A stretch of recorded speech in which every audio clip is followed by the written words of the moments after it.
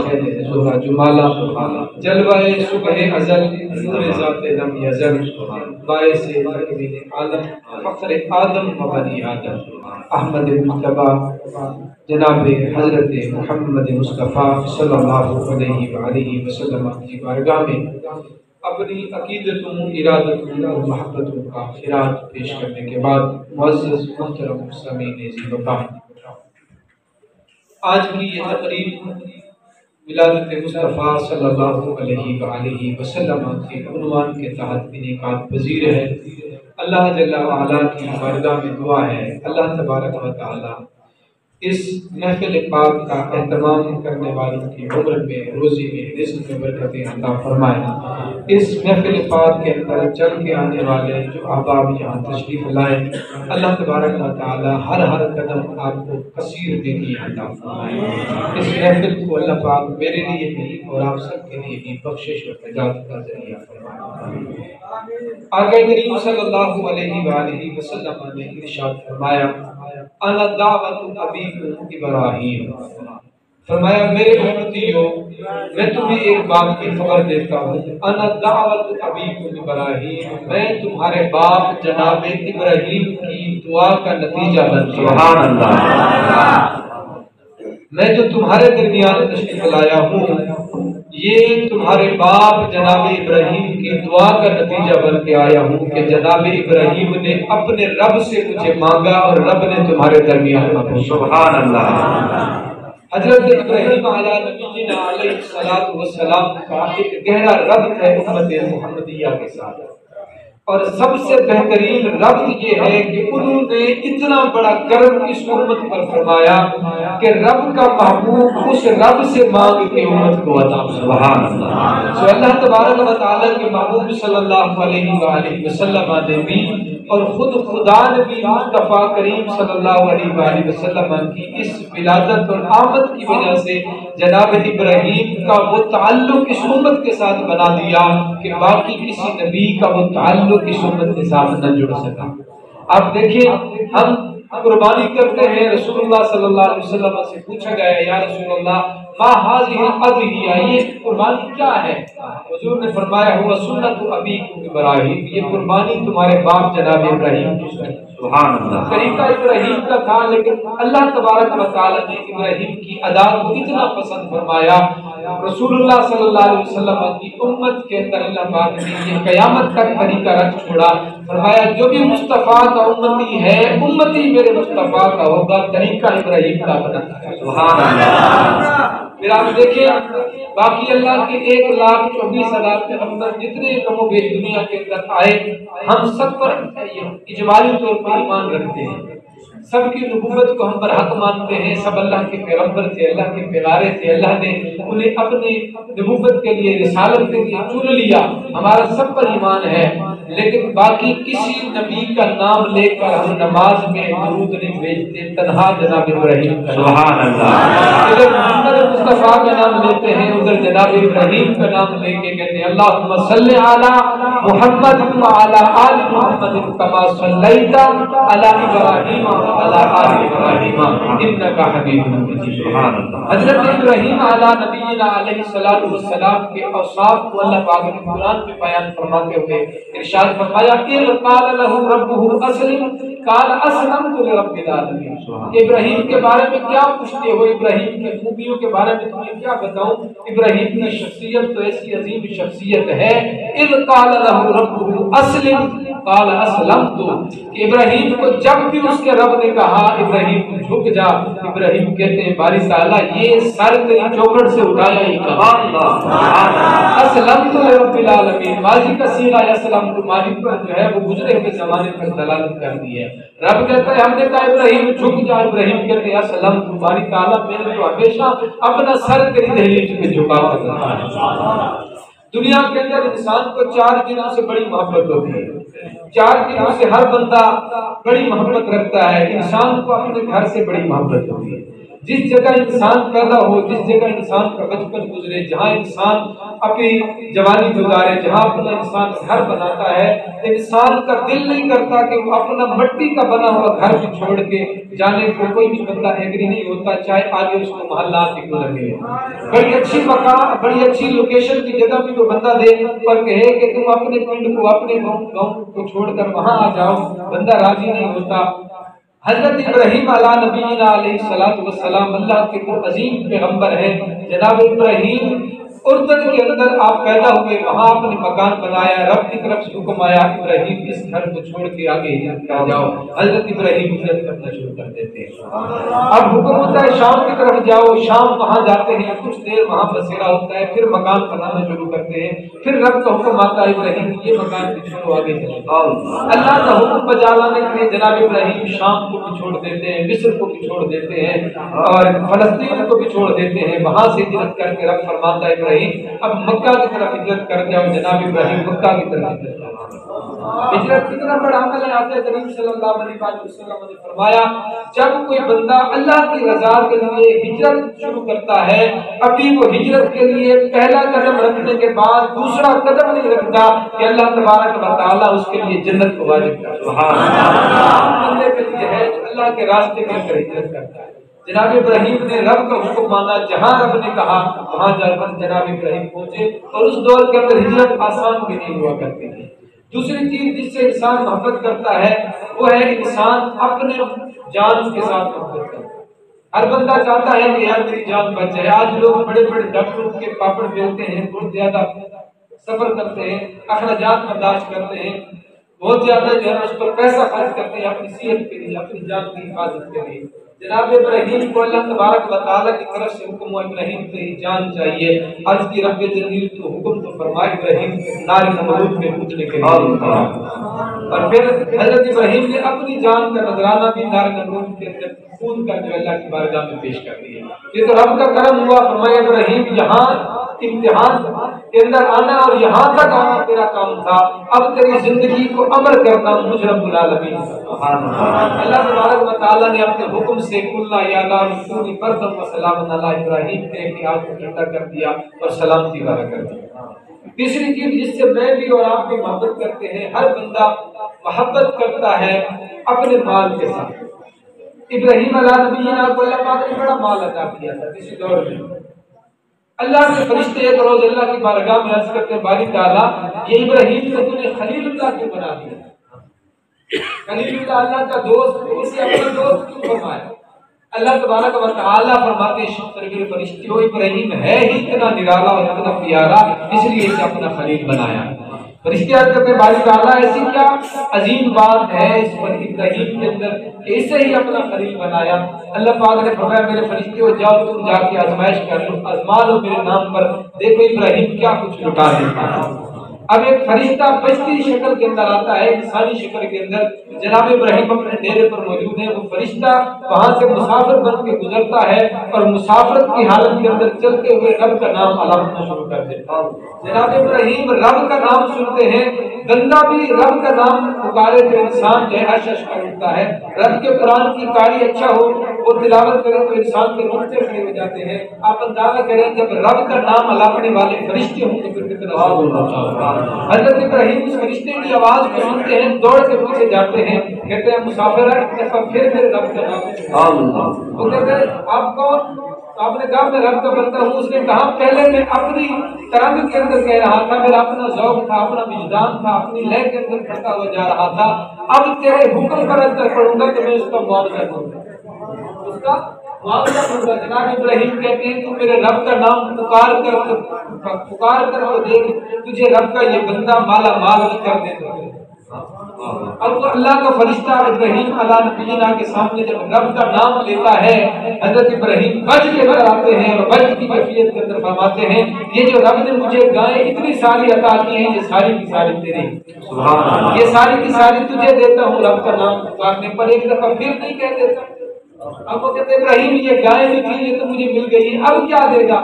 ابراہیم کہتے میرے پاس بکری اور بھیڑوں کا ریوڑ بھی ہے، وہ تجھے عطا کر دوں، تو بس میرے رب کا نام تو پکار۔ فرشتہ پھر رب کا نام پکارتا ہے، جناب ابراہیم بھیڑ اور بکری بھی دے دیتے۔ اب تیسری دفعہ جناب ابراہیم کہتے ہیں گلیا ایک دفعہ پھر نہیں سناتا، یہ سونا سنانا ہے، تیری سونی سونی زبان سے جب یہ ادا ہوتا ہے اس کے اندر عجیب کیف اور عجیب لطف ہے، ایک دفعہ پھر سنا دے۔ فرشتہ کہتے ہیں ابراہیم گائے بھی دے چکے ہو، بکری بھی دے چکے ہو، اب بتاؤ کہ صحیح اب اس کے بدلے میں کیا دو گے؟ جناب ابراہیم ایک عجیب سی بات کرتے ہیں، یہ عاشقوں کے رنگ ہوتے ہیں اور عاشقوں کی زبان ہوتی ہے۔ جناب ابراہیم کہتے ہیں میرے دوست تو نے گائے بھی لے لی ہے، تو نے بھیڑ اور بکریوں کے ریوڑ بھی لے لیے ہیں، ساتھ سے اب ان کو چرانے کے لیے تجھے کوئی چرواہا بھی چاہیے ہوگا، تو میرے رب کا نام سنا دے، ابراہیم چرواہا بن کے تیرے ساتھ۔ سبحان اللہ، نعرہ تکبیر، نعرہ رسالت، نعرہ تحقیق، نعرہ حیدری۔ جناب ابراہیم اپنے رب سے ایسی محبت کرتے ہیں، یوں ہی تو رب نے نہیں کہہ دیا کہ اس قال لہ ربہ اسلم قال اسلمت رب العالمین۔ انسان کو اپنی بیوی سے بڑی محبت ہے، اولاد سے بڑی محبت ہے، اور پھر اولاد اگر کئی عرصے کے بعد ملی، دعائیں اور منتیں مان مان کر ملے، اور پھر اللہ اگر کہے کہ یہ اولاد میری بارگاہ میں قربان کر دو، ہم میں سے کون ہے جگہ رکھنے والا جو اپنی اولاد کو رب کے نام پر قربان کرے؟ ہم تو اپنی اولاد کو رب کے دین کے لیے وقف نہیں کرتے۔ آج ہمارے گھر کے اندر اولادیں ہیں، چار ہمارے بیٹے ہیں، ہم یہ پہلے پلانٹ بنا کے بیٹھتے ہیں ان کے بچپن کے اندر کہ اس کو ہم نے ڈاکٹر بنانا ہے، اس کو ہم نے انجینئر بنانا ہے، اس کو ہم نے جو ہے پرنسپل لگوانا ہے فلاں اس کے اندر، اس کو ہم نے جو ہے جا کر کرنے بنانا ہے۔ وہ چاروں کی چاروں ہم نے پلانٹ بناتی رہے، ساری کی ساری ہماری ترجیحات دنیا داری کے ہم رب کے دین کے لیے بچوں کو وقت نہیں کرتے۔ ہم یہ کیوں نہیں کہتے کہ ہمارے یہ چار بچے ہیں، چار میں سے ایک بچے کو میں نے قرآن کا حافظ بنانا ہے، ایک بچے کو میں نے قرآن کا عالم بنانا ہے، میں نے رب کے جو ہے نام پر اس بچے کو وقف کرنا ہے تاکہ یہ رب کا دین پھیلانے کے لیے مبلغین کے اندر شامل ہو جائے۔ حضرت ابراہیم علیہ السلام کو اللہ پاک نے دعاؤں کے بعد بیٹا عطا کیا، جناب اسماعیل دعاؤں کے بعد بیٹا عطا کیا۔ وہ واقعہ تو آپ نے قربانی والا سنا ہے، حضرت ابراہیم کے بیٹے جناب اسماعیل ابھی بالکل جو ہے چھوٹے بچے ہیں، اللہ تبارک و تعالیٰ کی طرف سے حکم آ گیا، جناب ابراہیم اپنے اس بیٹے سے بڑی محبت کرتے ہیں، اللہ کی طرف سے حکم آ گیا ابراہیم اس بیٹے کو بھی اور اس کی ماں کو بھی جا کے بحران صحرا کے اندر چھوڑ کے آؤ۔ باری تعالیٰ تیرا حکم ہے، بیوی کو ساتھ لیا، بچے کو ساتھ لیا، اور بے آب و گیا بحرانے کے اندر جا کے چھوڑا دے۔ جب ابراہیم واپس پلٹتے ہیں اس بیوی کو وہاں چھوڑ کے اور اپنے بیٹے کو وہاں چھوڑ کے، کچھ تھوڑا سا راشن دیتے ہیں وقت گزارنے کے لیے، اور جناب ابراہیم واپس پلٹنے لگتے ہیں تو بیوی پوچھتی ہے ابراہیم ہمارے ساتھ یہ کیوں کر کے جا رہے ہیں، ہمارا جرم تو بتاؤ۔ ایک نو مولود بچے کو اور اس کی ماں کو جو ہے اس بحران صحرا کے اندر، جہاں انسانی آبادی تو دور کی بات، یہاں کوئی حشرات کے فرد بھی نظر نہیں آتے، یہاں نہ پانی نظر آتا ہے، نہ سبزہ نظر آتا ہے، نہ انسانی آبادی کا دور دور تک نشان ہے، آخر کیوں چھوڑ کر جا رہے ہو؟ جناب ابراہیم خاموش رہتے ہیں، حضرت حاجرہ کہتے ہیں ابراہیم اچھا یہ تو بتا دو یہ اپنی طرف سے کر رہے ہو یا رب کی طرف سے حکم ہے؟ جناب ابراہیم پلٹ کے کہتے ہیں اللہ کی بندی، ابراہیم نے آج تک اپنی مرضی سے کون سا قدم اٹھایا ہے؟ ابراہیم وہی کرتا ہے جو اس کے رب کی رضا اور منشا ہوتی ہے، یہ میرے رب کا حکم ہے۔ اب حضرت ابراہیم کی بیوی جناب حاجرہ کہتی ہے اگر ابراہیم یہ رب کا حکم ہے تو پھر ہمیں تیری ضرورت نہیں ہے، ہمارے لیے رب ہی کا۔ اب جناب ابراہیم واپس پلٹتے ہیں، حضرت اسماعیل 12 سال کی عمر کو پہنچتے ہیں، اللہ تبارک و تعالیٰ کی طرف سے اب حکم آتا ہے ابراہیم جاؤ اپنے بیٹے کو لے آؤ۔ اب اندازہ کرو کتنا حسرت ہوتی ہے، آپ بیرون ممالک کے اندر جاتے ہیں اپنی روزی روٹی کے لیے، سال بعد 2 سال بعد جب باپ آتا ہے اپنے بیٹوں کے ساتھ کس طرح چپٹ جاتا ہے، کئی لمحے گزر جاتے ہیں، 10-15 منٹ، اس کا دل ہی نہیں کرتا کہ اپنے بیٹے کو اپنے سینے سے الگ کرے۔ تو 1 سال کے بعد اپنی اولاد سے ملتے ہیں، یہ جذبات ہیں، باپ اپنے بیٹے کو چھوڑنا نہیں چاہتا۔ جناب ابراہیم 12 سال بعد اپنے بچے سے ملے ہیں اور گھر لے کے بچے کے ساتھ پیار کر رہے ہیں، اس عمر کے اندر جہاں بچہ بڑھ رہا ہوتا ہے، باپ بڑھاپے کی طرف جا رہا ہوتا ہے، بیٹا بڑھاپے کا سہارا بن رہا ہوتا ہے، اللہ کی طرف سے حکم آ جاتا ہے ابراہیم اسماعیل کے گلے پر چھری چلانی ہے، میرا نام ہے ابراہیم اسماعیل کے گلے پر چھری چلانی ہے میرے نام پر۔ جناب ابراہیم اف نہیں کرتے، بیٹے کو ساتھ لیتے ہیں اور اللہ کے نام پر چھری چلاتے ہیں۔ جو اس رب نے نہیں کہا، اس لیے رب نے قرآن کریم کی جو آیت پڑھی فرمایا اذ قال له ربه اسلم قال اسلمت لرب العالمین۔ ابراہیم کے بارے میں ابراہیم کی خوبیاں، عظمت اور کردار کیا پوچھتے ہو؟ ابراہیم تو وہ عظیم شخصیت ہے۔ اذ قال له ربه اسلم قال اسلمت لرب العالمین۔ رب نے جب بھی کہا اطاعت کرو، ابراہیم کہتے ہیں باری تعالیٰ تیری تحریر سے ہمیشہ جھکے ہو، ہم نے سر کبھی اٹھایا ہی نہیں ہے تیری چوکھٹ سے۔ اب جناب ابراہیم کے بیٹے جناب اسماعیل بڑے ہو گئے، اللہ تبارک و تعالیٰ نے نبوت عطا فرمائی۔ باپ بیٹے کو حکم ہوتا ہے ابراہیم اب میرے گھر کعبۃ اللہ کی تعمیر کر۔ قرآن کریم کی جو آیت پڑھی اذ یرفع ابراہیم القواعد من البیت واسماعیل، حضرت ابراہیم اللہ کے نبی ہیں، جناب اسماعیل بھی اللہ کے نبی ہیں، دونوں باپ بیٹا اللہ تبارک و تعالیٰ کے گھر بیت اللہ کی تعمیر کر رہے ہیں۔ اور جب بنیادیں اٹھا رہے ہیں اللہ تبارک و تعالیٰ کے گھر کی بنیادیں بھی تعمیر کر رہے ہیں اور ساتھ ساتھ رب کی بارگاہ میں دعا بھی کر رہے ہیں۔ گرمی ہے، پسینے سے شرابور ہیں، دور سے بیٹا پتھر اٹھا کر لاتا ہے، باپ جو ہے پتھروں کو کعبۃ اللہ کی دہلیز کے اندر بنیادوں کے اندر جوڑتا ہے، تھکاوٹ سے شرابور ہے، لیکن اللہ تبارک و تعالیٰ کی بارگاہ میں التجا کر رہے ہیں۔ اذ یرفع ابراہیم القواعد من البیت واسماعیل، اب وہ بنیادیں اٹھا رہے ہیں اور اللہ کی بارگاہ میں کیا کہہ رہے ہیں؟ ربنا تقبل منا انک انت السمیع العلیم، اے اللہ ہماری طرف سے اس کو قبول فرما، ربنا وجعلنا مسلمین لک ومن ذریتنا امة مسلمۃ لک۔ اللہ کا گھر بھی تعمیر کر رہے ہیں اور ساتھ ساتھ دعا بھی کر رہے ہیں کہ باری تعالیٰ یہ جو اپنے گھر کی نوکری ہمیں عطا کی ہے، ہماری آنے والی پیڑھیوں کے اندر بھی یہ نوکری جاری ہو سکے، ہماری آنے والی نسلوں کے اندر ایسے لوگ پیدا فرما دے جو تیرے گھر کی طرح خدمت کرتے ہیں۔ رب کے یہ دو نبی اللہ تبارک و تعالیٰ کے گھر کی تعمیر جس جذبے کے ساتھ، جس محبت اور جس عشق کے ساتھ سرشار ہو کے کر رہے ہیں، اور زبان پر جو کلمات ہیں رب اتنے پسند فرماتا ہے۔ رب ذوالجلال نے باپ اور بیٹے کی ساری داستان کو قرآن کی آیات سبحان اللہ اور قیامت تک کے لیے باقی رکھ چھوڑا۔ ابراہیم تم نے کعبۃ اللہ کی بنیادیں آج اٹھائی ہیں، میں رب قیامت تک آنے والے ہر بندے تک تمہارا یہ پیغام اور تمہارا یہ انداز پہنچاتا رہوں گا۔ قیامت تک رب کا قرآن بھی باقی رہے گا۔ ابراہیم علیہ نبی نانا کی یہ قصہ اور داستان بھی تو اب جب کعبۃ اللہ کی تعمیر حضرت ابراہیم مکمل کر لیتے ہیں، اور آپ جانتے ہیں کہ جب کوئی مزدور کسی کے ہاں مزدوری کرتا ہے، کوئی بھی کاریگر کسی کا گھر بناتا ہے، تو گھر بنانے کے بعد کیا ہوتا ہے؟ اجرت اور مزدوری ہوتی ہے، اور پھر ایسا ہوتا ہے کہ گھر اگر کاریگر اچھا بنا دے تو جو مالک مکان ہوتا ہے، بنانے والا ہوتا ہے، وہ بڑا خوش ہو جاتا ہے، اور خوش ہو کے اس کی مزدوری اور اس کی دہاڑی جو اس کی بنتی ہے وہ تو ادا ہی کرتا ہے، دیتا ہی ہے، خوش ہو کے اپنی طرف سے مزید گفٹ اور اس کو تحائف دے دیتا ہے کہ میاں تو نے بڑا خوبصورت کام۔ اب سارے جہان کے اندر روئے زمین اور ساری کائنات کے اندر رب کے گھر سے بڑھ کر تو کسی کا سونا گھر نہیں ہے۔ رسول اللہ صلی اللہ علیہ وآلہ وسلم نے فرمایا کعبۃ اللہ اللہ تبارک و تعالیٰ کی محبت کا مرکز ہے، کعبۃ اللہ اللہ تبارک و تعالیٰ کی رحمت کا مرکز ہے۔ اس گھر کو جناب ابراہیم اور جناب اسماعیل تعمیر کرتے ہیں۔ تعمیر کرنے کے بعد اب جناب ابراہیم پہلے دعا کر رہے تھے اپنے لیے، اپنی آنے والی نسلوں کے لیے، باری تعالیٰ ہماری خدمت کو قبول فرما لے، باری تعالیٰ ہمارے اندر ایسے لوگ عطا فرما دے جس طرح کی خدمت کرتے رہے، تیرے ساتھ بارگاہ میں جھکے رہے۔ باری تعالیٰ میری آنے والی نسل کے اندر امامت کو جاری کر دے، میری آنے والی امت کے اندر مسلمانوں کو بھیجتا رہے۔ یہ ساری دعائیں جناب ابراہیم کرتے رہے۔ کعبۃ اللہ کی تعمیر مکمل ہو گئی، مزدوری لینے کا وقت آیا، اللہ کی طرف سے حکم آ گیا ابراہیم اب مانگو جو مانگنا چاہتے ہیں۔ ابراہیم اتنا خوبصورت کام کیا ہے، اب مانگو جو مانگنا چاہتے ہو۔ جناب ابراہیم ہاتھ اٹھاتے ہیں دعا کے لیے، جناب اسماعیل اس پر آمین کہہ رہے ہیں، اور جناب ابراہیم دعا کیا مانگ رہے ہیں؟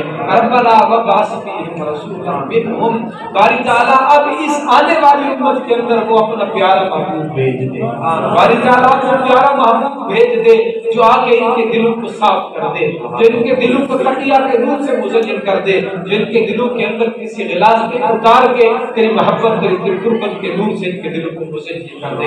باری تعالیٰ وابعث فیہم رسولا منہم، اے اللہ اس کے اندر ایک ایسا رسول بھیج دے یتلو علیہم آیاتک، جو آ کر تیری آیات کی تلاوت کرے، ویزکیہم ویعلمہم الکتاب، تیری کتاب کی تعلیم دے اور ان کا تزکیہ کرے۔ اللہ کی بارگاہ میں جناب ابراہیم یہ دعا کرتے ہیں، اس لیے رسول اللہ صلی اللہ علیہ وسلم نے فرمایا انا دعوت ابی ابراہیم، دیکھو میں جناب ابراہیم کی دعا کا ثمر بن گیا۔ سبحان اللہ۔ اب اندازہ کریں حضرت ابراہیم علیہ نبینا یہ دعا کرتے ہیں۔ آج آپ جائیں کعبۃ اللہ کے اندر دو پتھر پڑے ہیں کعبۃ اللہ کے اندر، ایک پتھر حجر اسود ہے اور دوسرا پتھر ہے مقام ابراہیم۔ مقام ابراہیم جو بندے دیکھ کر آئے ہیں، اللہ تبارک و تعالیٰ کی بارگاہ میں دعا ہے جنہوں نے نہیں دیکھا اللہ اپنے بار بار دکھائے۔ اللہ تبارک و تعالیٰ کے اس محبوب جناب ابراہیم علیہ نبینا جس پتھر پر کھڑے ہیں، اس پتھر پر جناب ابراہیم کے قدم کے نشان ہیں، اور وہ پتھر آج بھی کعبۃ اللہ کے اندر مقام ابراہیم کے نام سے محفوظ۔ سبحان اللہ۔ اور جو بندہ حج کرنے کے لیے کعبۃ اللہ کے اندر جاتا ہے اسے حکم ہے کہ وہ جب طواف سے فارغ ہو جائے، دو نفل جب تک وہ مقام ابراہیم پر نہیں پڑے گا اس کا پورا طواف مکمل نہیں ہوگا، اس کا حج ہی مکمل نہیں ہوگا جب تک وہ مقام ابراہیم پر جا کے 2 رکعت نماز نفل نہ پڑھے۔ حضرت ابراہیم کے اس پتھر پر قدم مبارک کے نشان ہیں۔ اب اس پتھر پر جناب ابراہیم کی قدم کے نشان کیوں ہیں؟ بعض نے کہا کہ اس لیے کہ حضرت ابراہیم جب کعبۃ اللہ کی تعمیر کر رہے تھے تو یہ وہ پتھر تھا کہ جب بنیادیں اوپر ہو گئی، بلند ہو گئی، اب اس دور کے اندر کوڑی وغیرہ کا تصور نہیں تھا، حضرت ابراہیم اس پتھر پر کھڑے ہوئے، وہ پتھر اللہ تبارک و تعالیٰ کے حکم سے ساتھ ساتھ بلند ہوتا گیا اور جناب ابراہیم کعبۃ اللہ کی بنیادیں اٹھا۔ اب اس پتھر پر جناب ابراہیم کے قدم لگے، لیکن امام قرطبی تفسیر خازن اور دیگر مفسرین نے لکھا اس پر ایک نکتہ بڑا خوبصورت، وہ فرماتے ہیں کہ حضرت ابراہیم کے قدم اس ایک پتھر پر تو نہیں لگے تھے کہ نشان ایک پر پڑا۔ جب کعبۃ اللہ کی تعمیر بھی کر رہے تھے تو سینکڑوں پتھر جناب ابراہیم نے ہاتھ کے اندر لیے، سینکڑوں پتھر کے جو جناب ابراہیم کے قدموں سے لگے۔ جناب ابراہیم شام کے اندر، مصر کے اندر، فلسطین کے اندر پتھریلی زمینوں سے گزرتے رہے، کئی پتھر لاکھوں کی تعداد میں جناب ابراہیم کے قدموں سے لگے، کسی پتھر پر جناب ابراہیم کے پیر کا نشان نہیں پڑا، تو اس پتھر پر جناب ابراہیم کے قدم کا نشان کیوں لگا؟ سنیے بڑا لطیف نکتہ، محبت کا نکتہ، فرماتے ہیں اس کی وجہ یہ ہے کہ حضرت ابراہیم علیہ نبینا اس پتھر پر کھڑے تھے جب جناب ابراہیم نے دعا کی۔ جب جناب ابراہیم نے دعا کی، وہ دعا کیا تھی؟ وہ دعا تھی آمد مصطفیٰ کی۔ جب ولادت مصطفیٰ کا تذکرہ جناب ابراہیم کے لب پر تھا، ابراہیم اس پتھر پر موجود تھے، اللہ تبارک و تعالیٰ کو ابراہیم کے لیے ادا اتنی پسند آئی، پتھر کو حکم دیا، پتھر یہ یادگار لمحات میرے محبوب کی آمد کے ہیں، ان لمحات کو اپنے سینے کے اندر جو ہے وہ جمع دے اور قیامت تک یہ نشان میرا باقی ہے۔ سبحان اللہ۔ نعرہ تکبیر، نعرہ رسالت، نعرہ تحقیق، ماشاءاللہ۔ اس لیے فرماتے ہیں یہ وہ پتھر ہے، خوش قسمت پتھر جس پتھر پر ابراہیم کھڑے ہو کے آمد مصطفیٰ کی دعا مانگے۔ اللہ پاک نے اپنے محبوب کی ولادت کی گھڑیوں کو محفوظ کر دیا بطور نشان اور قیامت تک رکھ چھوڑا۔ پھر دیکھیں میرے دوستو، آقا کریم صلی اللہ علیہ وسلم فتح مکہ ہوتا ہے، آپ نے بارہا بار یہ علماء سے خطبہ سے سنا رسول اللہ صلی اللہ علیہ وسلم کیا کام کرتے مکہ کے اندر آگے سب سے پہلے 360 جو بت رکھے ہیں، 360 بت مکہ کے اندر رکھے ہیں، رسول اللہ صلی اللہ علیہ وسلم اپنے صحابہ سے کہتے ہیں ان پتھروں کو اٹھا کر کعبے کو پاک کر دو، اب ان پتھروں کی کعبۃ اللہ کے اندر کوئی گنجائش نہیں۔ بھائی وہ پتھر اٹھا کر باہر پھینک دیے گئے، جب پتھروں سے کعبۃ اللہ کو پاک کر دیا گیا تو کیا ماجرا ہے کہ حجر اسود آج بھی کعبۃ اللہ کے اندر موجود ہے، مقام ابراہیم آج بھی کعبۃ اللہ کے اندر۔ باری تعالیٰ تیرے محبوب نے تو پتھروں سے کعبہ کو پاک کر دیا ہے، پھر یہ آج بھی پتھر دو کیوں رکھے گئے ہیں؟ جواب ملا تمہیں سمجھ نہیں ہے، وہ جو پتھر رکھے تھے وہ میرے شریکوں کے تھے، یہ جو پتھر رکھے ہیں میرے حبیب۔ سبحان اللہ۔ تمہیں سمجھ آنی چاہیے بات، سیانے لوگ ہو، جب نسبت بدل جاتی ہے تو حکم بدل جاتا ہے۔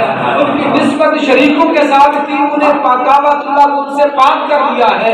یہ جو دو پتھر رکھے ہیں، ایک ایسا پتھر ہے جس پر حبیب کے لب لگے ہیں، دوسرا ایسا پتھر ہے جس پر میرے ابراہیم کے قدم لگے ہیں۔ جس پر لب لگے ہیں اسے بھی عظمتیں عطا کر دی، جس پر قدم لگے ہیں اسے بھی عظمتیں عطا کر دی۔ جس پر لب لگ گئے اس کے لیے حکم دیا کہ جو بھی حاجی کعبۃ اللہ کا طواف کرے وہ حجر اسود کا بوسہ لے کے اس کے زندگی کے سارے مطالبات سبحان اللہ فرمایا دوسرا جب کعبۃ اللہ کا طواف مکمل کر لو اس عاشق کے نشان پر آ جاؤ جہاں اس کے قدم لگے ہیں جہاں میرے خلیل کے قدم لگے ہیں وہاں تمہاری پیشانی لگی تو ایک پر اپنے حبیب کے لب لگے تو لوگوں کے لب لگوا دیے اور دوسرے پر قدم لگے تو وہاں لوگوں کی پیشانی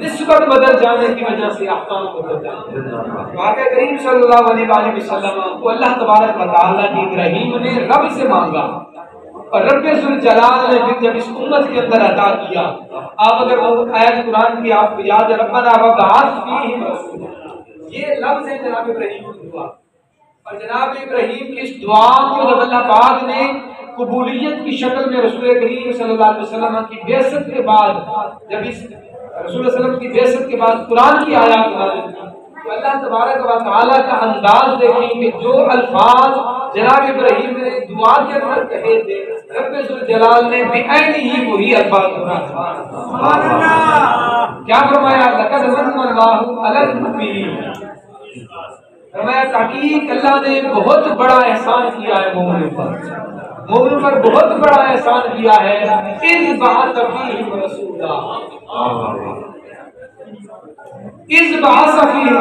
ربنا وبعث فیہم رسولا اور رب کیا کہہ رہا ہے اذ بعث فیہم رسولا رب نے بہت بڑا احسان کیا ہے جب اس نے اپنا رسول ان کے اندر بھیج دیا سبحان اللہ باری تعالیٰ بہت بڑا احسان کیوں کہہ دیا اتنی نعمتیں کائنات کے اندر انسان کو نے عطا کی اور رسول کریم صلی اللہ علیہ وسلم کی امت پر تو اپنے انعامات کے آپ نے خزانے کھول دیے اپنے خزانوں کے منہ کھول دیے اتنی زیادہ نعمتیں امت مصطفیٰ کو عطا فرمائی انسان کو اولاد دی مال دی رہنے کے لیے مکان دیا رہائش دی یہ ساری کی ساری چیزیں باری تعالیٰ نے انسان کو دی ہے لیکن کسی نعمت کے عطا کرنے پر یہ نہیں فرمایا کہ میں نے تمہیں یہ نعمت دی ہے کہ تم پر احسان کیا ہے جب کسی نعمت کے دینے پر تم نے احسان نہیں جتلایا تو یہاں کیوں فرمایا اذ بعث فیہم رسولا لقد من اللہ علی المؤمنین فرمایا تمہیں اپنا رسول دیا تم پر بہت بڑا احسان دیا باری تعالیٰ احسان کیوں جتلا رہا ہے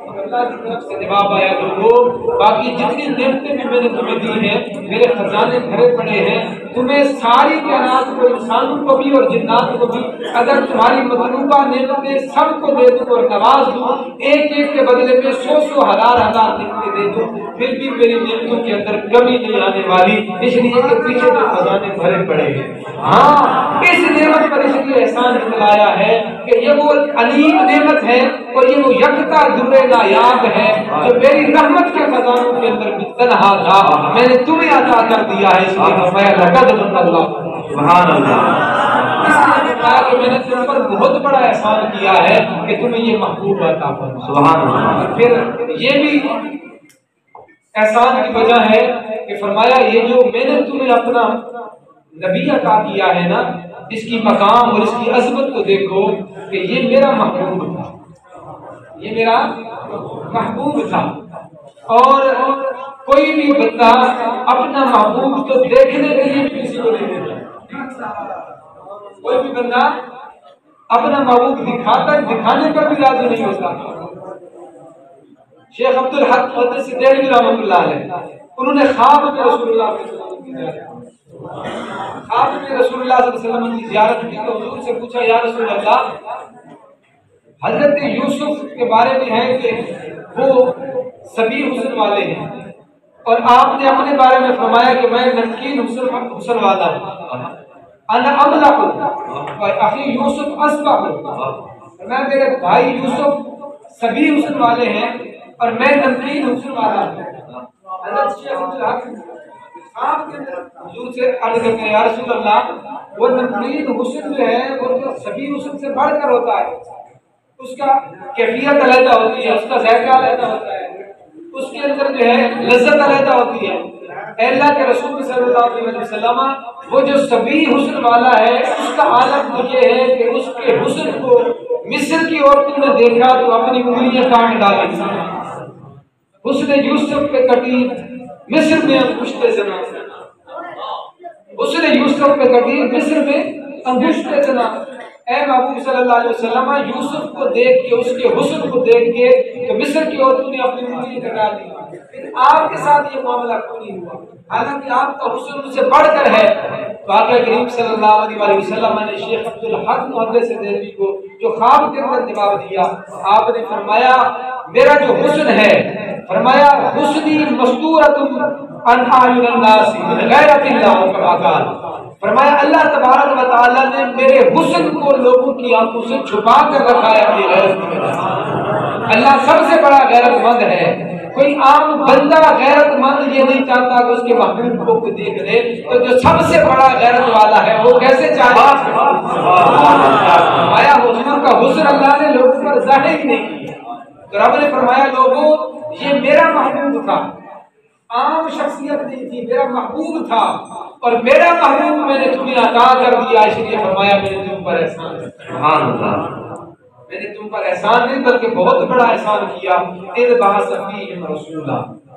اب آقا کریم صلی اللہ علیہ وسلم کے لیے یہ دعا جو جناب ابراہیم مانگ رہے ہیں،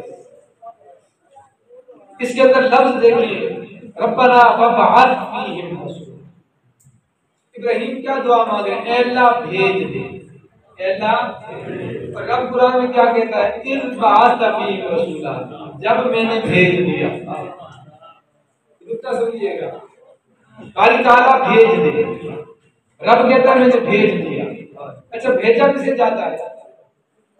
سمجھدار بندے ہو، بھیجا کسے جاتا ہے؟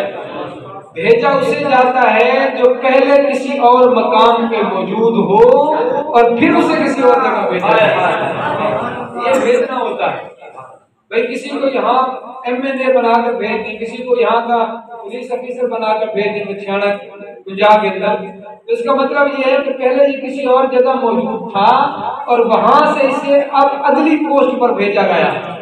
حضرت ابراہیم اللہ کی بارگاہ میں عرض کر رہے ہیں باری تعالیٰ بھیج دے، اور رب کہہ رہا ہے کہ میں نے بھیج دیا۔ رب یہ بتانا چاہتا ہے اور جناب ابراہیم یہ بتا گئے ہیں کہ لوگوں جس محبوب کی میں دعا کر رہا ہوں یہ نہ سمجھنا کہ وہ آئے گا، وہ آ چکا ہے، وہ آ چکا ہے، بس اس کی نشست تبدیل ہوتی ہے۔ پہلے پس پردہ تھا، پھر اللہ تبارک و تعالیٰ پردے کے سامنے رہتے ہیں، اور رب بھی یہ فرماتا ہے کہ میرا محبوب پہلے سے موجود ہے۔ کہاں موجود تھا؟ حضرت جابر کی اس حدیث نے اس نقطے کو بھی حل کیا۔ حضرت جابر حضور کی بارگاہ میں عرض کرتے ہیں باری تعالیٰ کے محبوب اخبرنی ای شیء خلق اللہ تعالیٰ قبل الاشیاء، یا رسول اللہ یہ تو ارشاد فرمائیں کہ اللہ پاک نے ہر شے سے پہلے کس شے کو پیدا کیا؟ مصنف عبد الرزاق کے اندر حدیث موجود ہے، اور یہ حدیث جو دوسرے مسلک کے اشرف علی تھانوی، مولانا اشرف علی تھانوی اپنی کتاب کے اندر لکھتے ہیں، مصنف عبد الرزاق کی حدیث ہے۔ حضرت جابر حضور کی بارگاہ میں عرض کرتے ہیں باری تعالیٰ کے محبوب اخبرنی، مجھے بتائیے، مجھے بتائیے، خبر دیجیے، ای شیء خلق اللہ تعالیٰ قبل الاشیاء، کہ اللہ پاک نے ہر شے سے پہلے کس شے کو پیدا کیا، ہر شے سے پہلے کس شے کو پیدا کیا۔ اب صحابی حضور سے پوچھ رہے ہیں، کس کے بارے میں پوچھ رہے ہیں؟ ہر شے سے پہلے کس شے کو پیدا کیا، اور صحابی تو جانتے نہیں ہے کہ حضور ہمارے زمانے میں آئے، صحابی کو پتہ نہیں ہے کہ یہ تو ہم سے ہمارے دور کے اندر آئے ہیں، ان کی تو عمر ابھی 35-40 سال ہوئی ہے، 40 سال کے اندر آئے ہوئے ہیں، اور میں پوچھ رہا ہوں ہر شے سے پہلے کس شے کو پیدا کیا۔ تو صحابی نے یہ سوال کر کے اپنا عقیدہ بھی بتا دیا کہ صحابی کا عقیدہ یہ، صحابی اپنا عقیدہ بیان کر گئے ہیں کہ لوگوں وہابی کا عقیدہ تو یہ ہے کہ رسول اپنی دیوار کے پیچھے بھی نماز اللہ نہیں جانتے، وہابی کا عقیدہ یہ ہے کہ رسول اللہ پس دیوار نہیں جانتے، اور صحابی کا عقیدہ یہ ہے کہ میرے مصطفیٰ کے رات کی ابتدا سے لے کے انتہا تک سبحان اللہ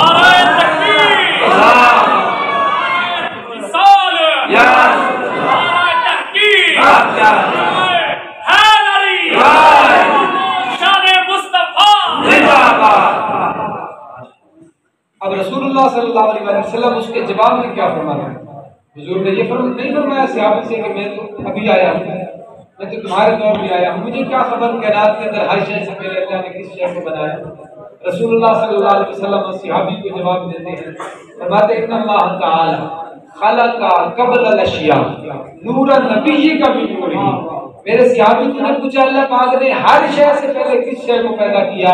اس بات کو چھوڑ دے، بس اتنی سمجھ لے بات کہ اللہ پاک نے ہر شے سے پہلے تیرے نبی کے نور کو اپنے نور سے پیدا کیا۔ ہر شے سے پہلے اللہ پاک نے تیرے نبی کے نور کو اپنے نور سے پیدا کیا۔ اور حضور نے خود فرمایا كنت نبی آدم بین الماء والطین، میں اس وقت نبی تھا جب جناب آدم پانی اور مٹی کے درمیان، گارا جب جناب آدم کا بن رہا تھا اس وقت اللہ کی بارگاہ میں، اور پھر جناب آدم اور اولاد آدم کے ساتھ رسول اللہ صلی اللہ علیہ وسلم کا تعلق دیکھیں۔ یہ جو ہم سانس لیتے ہیں، یہ جو ہمارے وجود کے اندر سے سانس چل رہی ہے، جس کو ہم زندگی کہتے ہیں، یہ سانسوں کی مالا ٹوٹ جائے انسان کی زندگی کا ساتھ ہو جائے۔ آخری بات سن لیں، یہ جو ہماری زندگی چل رہی ہے، زندگی کا یہ جو نظام چل رہا ہے، یہ جو سانسیں آنا جانا لگا ہے، یہ ہمارا کوئی کمال نہیں ہے، یہ محبت مصطفیٰ اور نور مصطفیٰ کا کمال ہے۔ حضرت آدم علیہ نبی کے جب مجسمہ اللہ پاک نے بنا لیا نا، وہ ڈھانچہ جب اللہ پاک نے اپنے ہاتھوں سے بنا دیا، اب اس شاہکار کو بنانے کے بعد اللہ پاک نے روح کو حکم دیا کہ روح جا حضرت آدم کے جسم کے اندر جا کر اب سو جا، تاکہ جناب اس بے جان ڈھانچے کے اندر جان پڑ جائے۔ روح ہی کا نام تو زندگی ہے۔ اب روح حضرت آدم کے جسم کے اندر گئی اور جا کر فوراً واپس پلٹ آئی۔ اللہ تبارک و تعالی نے روح سے فرمایا، روح میرا حکم نہیں تھا کہ آدم کے جسم کے اندر داخل ہو جا، تو واپس کیوں پلٹ آئی؟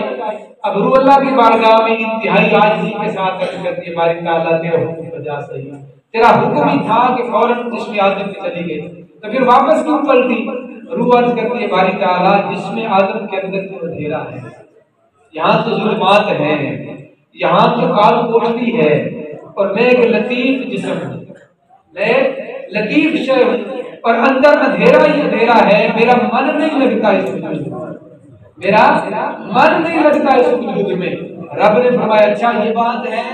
اب اللہ تبارک و تعالیٰ نے وہ جو نور مصطفیٰ تھا، اس نور مصطفیٰ کو لیا اور جناب آدم کی پیشانی میں لگا، جناب آدم کی پیشانی میں رکھ کے اب روح کو حکم دیا کہ تو کہتی ہے ظلمات ہے، جا میں نے جناب آدم کے اندر کو روشن کر دیا ہے، اب جا وہاں، اب تجھے جا کر وہاں سے واپس پلٹنے کا دل نہیں کرے گی۔ اب جب روح جس میں آدم کے اندر گئی، روح کو قرار آ گیا، روح کو سکون آ گیا، اور روح نے جسم آدم کو اپنا مستقل بنا دیا۔ آج ہمارے جسم کے اندر اگر روح ہے تو یہ رسول اللہ صلی اللہ علیہ وسلم کا فیضان ہے۔ حضور اصل کائنات ہے، مبدأ کائنات ہے، ہر شہر کی اصل حضور کی ذات ہے۔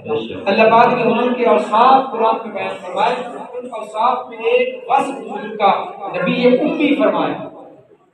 امی کس کو کہتے ہیں؟ ماں کو کہتے ہیں، امی کہتے ہیں۔ کسی بھی شہر کی اصل ماں بیٹے کی اصل ہوتی ہے، تو کسی بھی شہر کی اوریجنل اصل کو عربی کے اندر کہا جاتا ہے، کہا جاتا ہے۔ رسول اللہ صلی اللہ علیہ وسلم کو امی کہنے کی ایک وجہ علماء نے یہ لکھی کہ اللہ تبارک و تعالیٰ فرماتے ہیں اے لوگوں اتباع کرو، الذین یتبعون النبی الامی، اے لوگوں اتباع کرو اس نبی کی جو ساری کائنات میں اصل ہے، وہ ساری کائنات کا مبدا اور مصدر ہے۔ سب سے پہلے اللہ پاک نے اسی کو بنایا، اور پھر اسی کے نور سے اللہ تبارک و تعالیٰ نے ساری کائنات کو ساخا۔ لوگوں قلم بھی اسی کے نور سے بنے، عرش و کرسی بھی اسی کے نور سے بنے، جن و انس بھی اللہ نے اسی کے نور سے بنائے۔ حتیٰ کہ ایک حدیث پاک کے اندر آتا ہے، فرمایا محبوب لولا کا لما اظہر بجا، محبوب اگر تجھے نہ بناتا تو اپنا رب نہ بناتا۔ رسول کریم صلی اللہ علیہ وسلم اصل کائنات ہے۔ حضور کا تذکرہ ازل سے ہے اور ابد تک جاری رہے گا۔ جنہوں نے حضور کا پہلے، حضور کی اس دنیا کے اندر ذہنی بحث سے پہلے حضور کا نام پکارا اور حضور کا ذکر کیا، حضور کے آمد کے تذکرے کیے، حضور نے ان کی محبتوں کو قبول فرمایا۔ تو اگر ہم امتی بن کے حضور کا ذکر سجائیں، حضور کی محافل سجائیں تو حضور ہم پر کتنا کرم فرمائے۔ اللہ تبارک و تعالیٰ کی بارگاہ میں دعا ہے اللہ پاک مجھے جو کچھ کہا گیا اس کے مطابق ہم سب کو، مجھے بھی آپ کو بھی عمل کی توفیق عطا فرمائے، دین مسیح کے اللہ عطا فرمائے۔ وما علینا